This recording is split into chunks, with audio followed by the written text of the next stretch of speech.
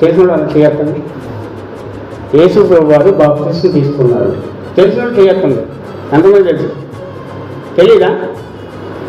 యేసు ప్రభు వారు కూడా బాప్తిస్మం తీసుకున్నారు. ఎందుకంటే పరలోకం వెళ్ళడానికి క్రీస్తు ద్వారానే మనం వెళ్ళాలి.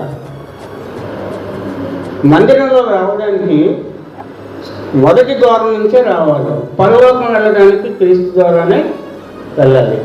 నమ్మి బాప్తిస్మం పొందడం వలన మనం రక్షించబడ్డాం. అలాగే పాపక్షమాపణ చేసుకుంటే పరలోకానికి వెళ్ళడం అనేది మన దేవుడు చెప్తున్న మాట.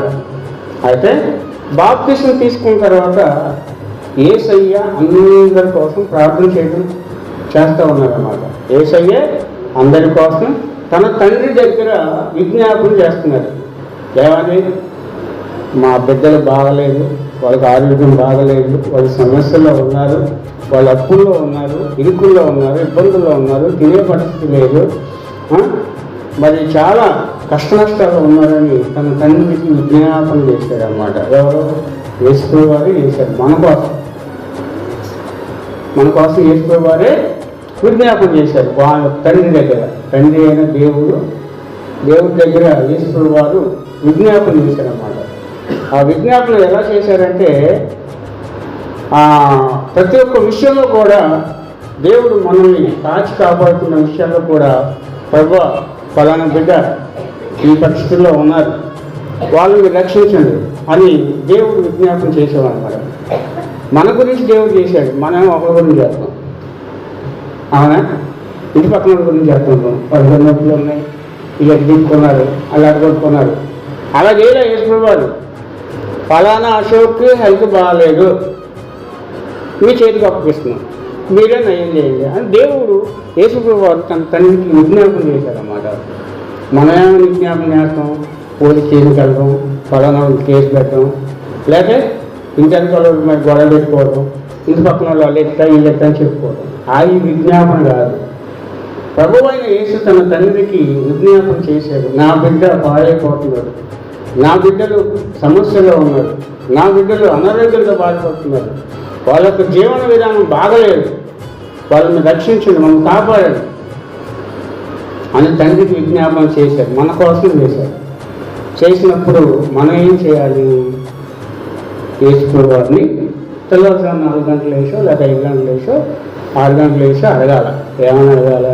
మా ఇంట్లో సమస్యలు ఉన్నాయి ప్రభువా, నాకు ఆరోగ్యం బాగలేదు, మరి ఫైనాన్షియల్గా ఆర్థికంగా కూడా ఇబ్బంది పడుతున్నాను ప్రభువా, మరి అలాగే కొన్ని విషయాల్లో అనేక ఇబ్బందులు ఎదుర్కోవాల్సి వస్తుంది ప్రభువా, వీటన్నిటికీ మీరే మార్గం చూపించండి, నా సమస్యకు జవాబునివ్వండి అని ఒకరైనా ప్రార్థన చేస్తున్నారా?